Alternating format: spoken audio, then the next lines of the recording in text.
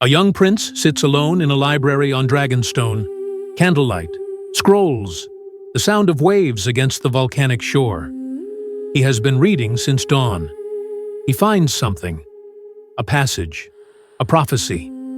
He reads it once, then again. He does not move for a long time.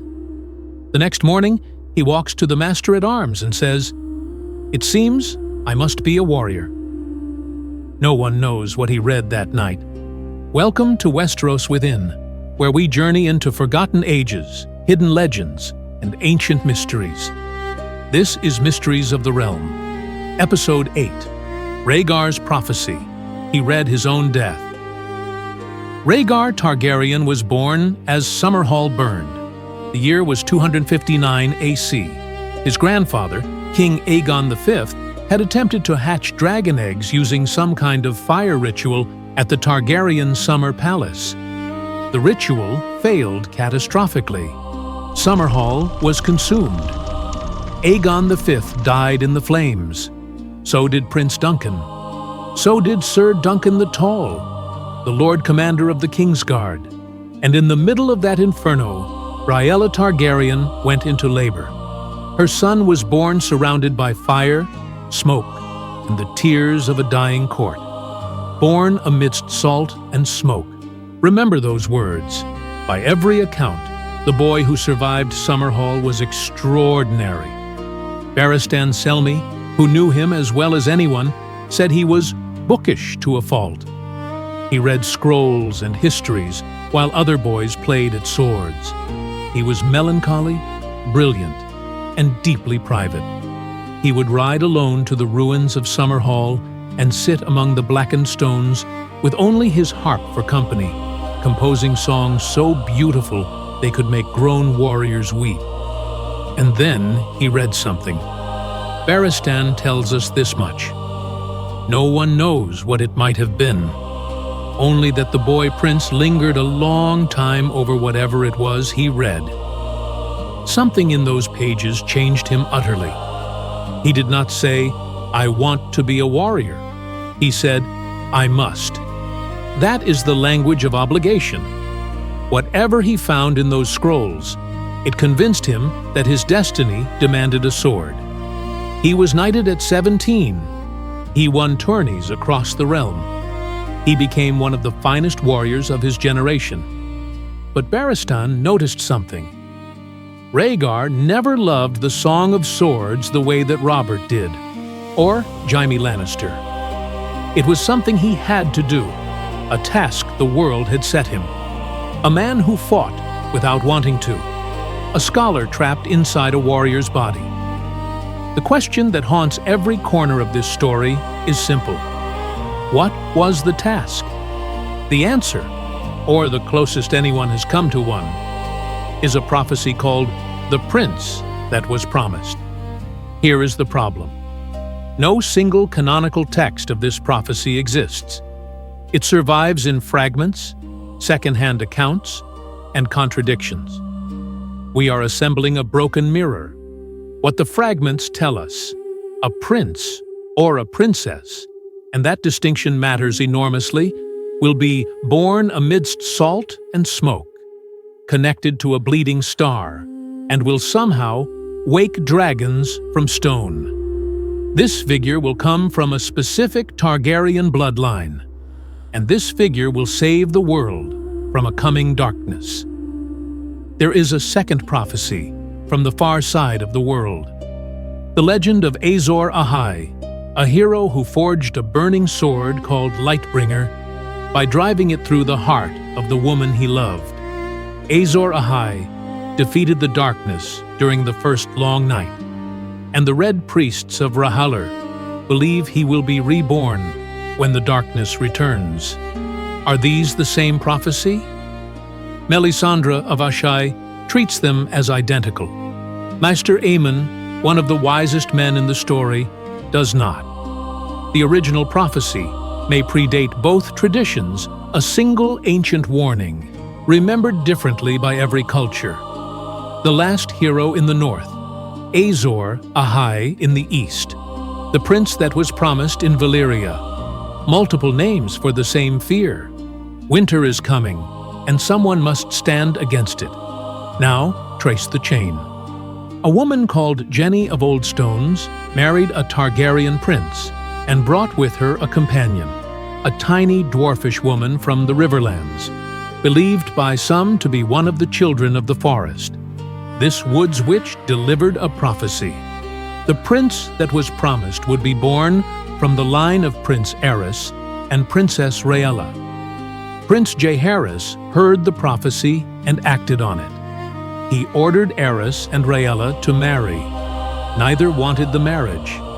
Aerys was taken with Joanna Lannister. Rhaella had no say, but the prophecy demanded it, and so the crown obeyed. Aerys, trapped in a loveless marriage with growing madness, became the Mad King. Rhaella suffered through his paranoia, his cruelty, his abuse. An entire royal marriage, and all its misery, was arranged because a woods witch spoke a prophecy at court. And from that marriage, Rhaegar, born in fire, raised in prophecy, a prince who never had a chance to be anything but a vessel for other people's expectations. For years, Rhaegar believed he was the promised prince himself. Maester Aemon believed it too. Born at Summerhall, amidst smoke from the fire and salt from the tears of the dying, from the line of Aerys and Rhaella, exactly as the prophecy demanded. Then something shifted. A comet appeared above King's Landing on the night Rhaegar's son, Aegon, was conceived. Rhaegar saw the bleeding star and changed his mind. The prince was not him. The prince was his child. Aemon tells us he became persuaded that it was his own son who fulfilled the prophecy. This shift is everything. Once Rhaegar decided his children were the fulfillment, he was no longer a man pursuing his own destiny. He was a man engineering the destiny of his offspring. And the prophecy had one more requirement. The dragon has 3 heads. 3 heads, 3 children. Why 3? Perhaps because Aegon the Conqueror had 2 sister wives, 3 dragon riders who conquered 7 kingdoms. Perhaps because the prophecy demanded 3 champions against the coming darkness. The text does not explain. Rhaegar believed it with absolute conviction. He had 2 children with Elia Martell of Dorne, Rhaenys, named after the Conqueror's sister wife, Aegon, named after the Conqueror himself. He called the boy the prince that was promised, and said, "His is the song of ice and fire." Then the maesters told him Elia could not bear another child. The birth of Aegon had nearly killed her. A 3rd pregnancy would be fatal. The dragon needed 3 heads. Rhaegar had 2. His wife could not give him a 3rd. This is the moment that explains everything that followed. At the tourney of Harrenhal, the greatest tourney in living memory, Rhaegar won the final tilt. He earned the right to crown the Queen of Love and Beauty. By every custom, he should have crowned his wife. He rode past Elia Martell and laid a crown of blue winter roses in the lap of Lyanna Stark. Ned Stark remembered. That was the moment when all the smiles died. Was it love? Rhaegar was known for deep feeling and melancholy. Or was it prophecy? A Stark woman, ice to his fire, would give him the 3rd child he believed the world required. A child of ice and fire. The very title of the series we are investigating. There is a strong possibility it was both. That Rhaegar fell in love precisely because he recognized in Lyanna the answer to the prophecy. That desire and destiny intertwined so tightly, even he could not tell them apart. And this ambiguity is not a flaw in the story. It is the story. The consequences were catastrophic. Rhaegar and Lyanna disappeared together. Whether she was taken or went willingly remains one of the great debates.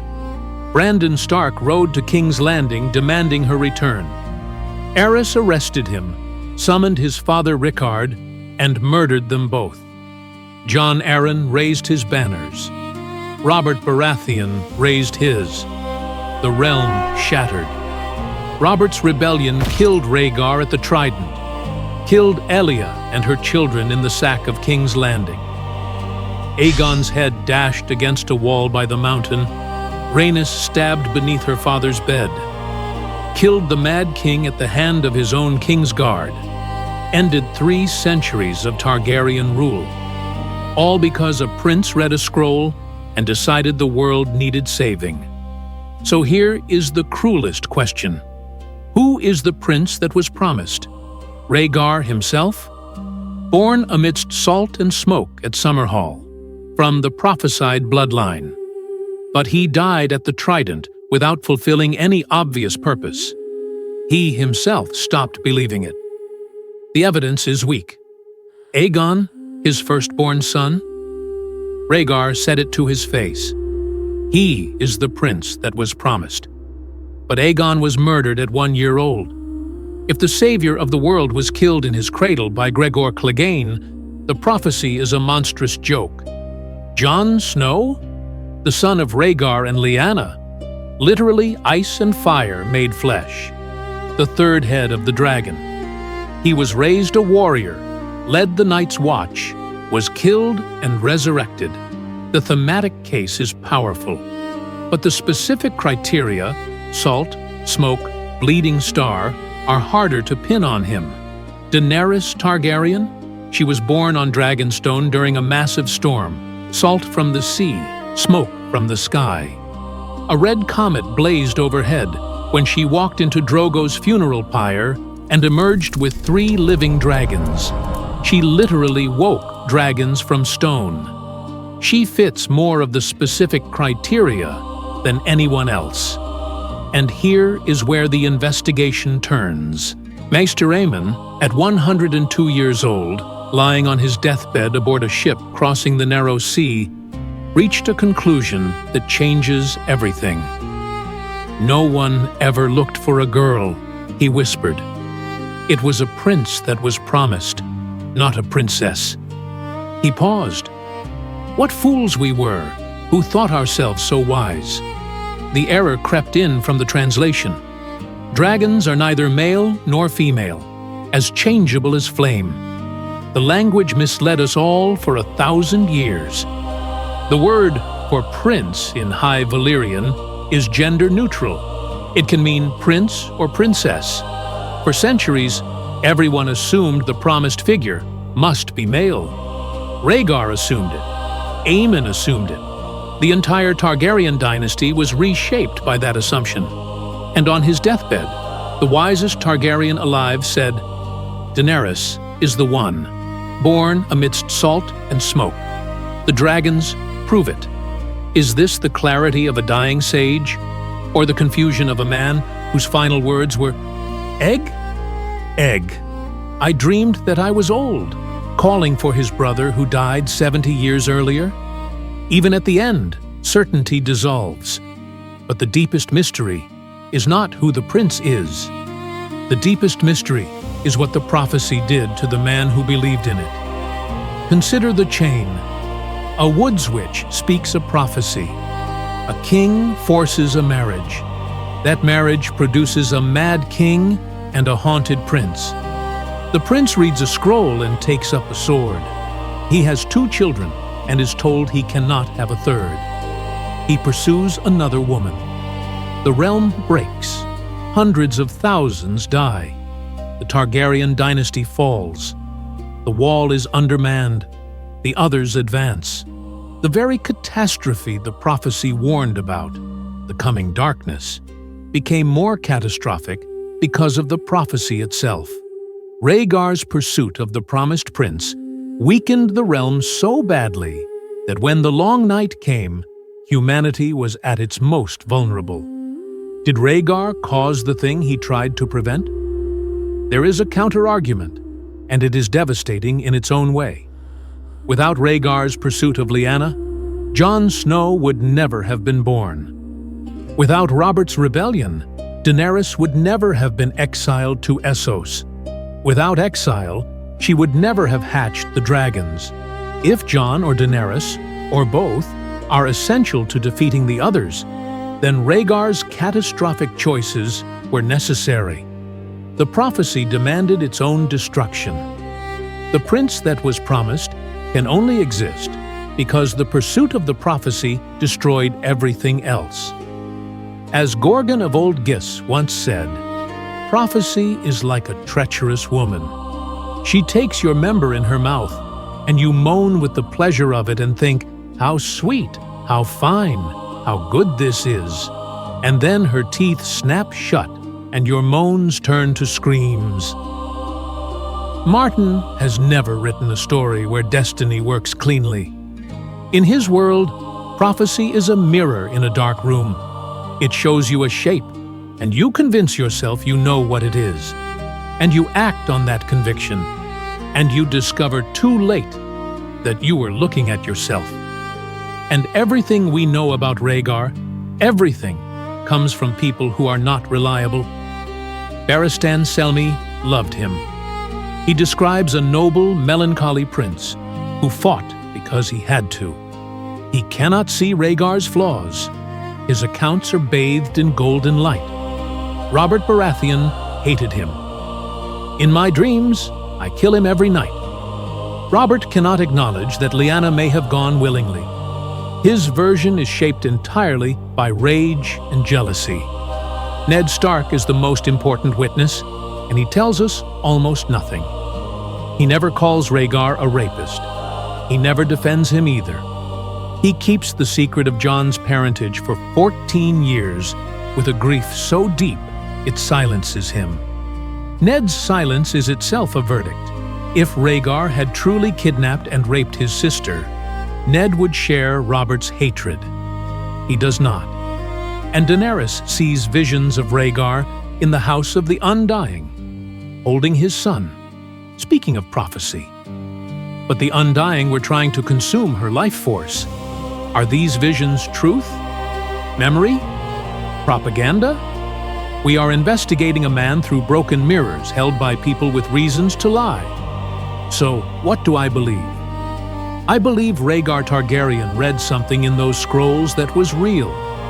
The others are coming. The long night is returning. Someone is needed. He was not wrong about the threat. I believe he was wrong about himself. He was not the prince.